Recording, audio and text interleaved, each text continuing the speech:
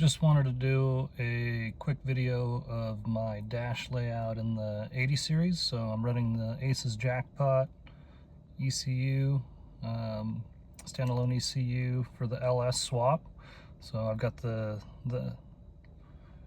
ACES handheld screen, so you can see this gives me a whole bunch of stuff, and I can customize this for different displays.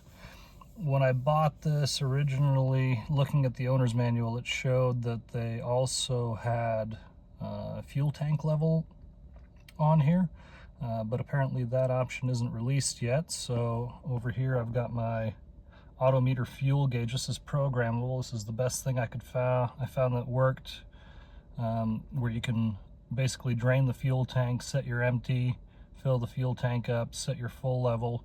And this works pretty good, except that it's the resistance coming from the tank is non-linear, and so like most fuel gauges, it shows full for quite a while and then starts to drop off pretty drastically after half a tank.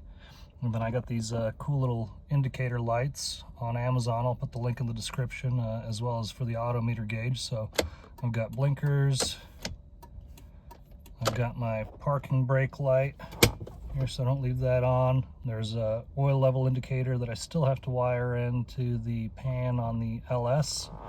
I've got my high beams, and then I also have my four-wheel drive switch. I'm in the top left, but I'm currently working on replacing the actuator with an air actuator. So pretty sweet setup. The blinker lights are a little bit bright at night. They're the only ones that seem to be kind of bugging me, so I found some 80% tint stickers that I'm going to throw on those, and I'll put the link in the description up for those as well. So you know, please use the Amazon affiliate links, help a brother out. So just trying to get enough people using that so I can keep my account open and keep this as a write-off with the IRS.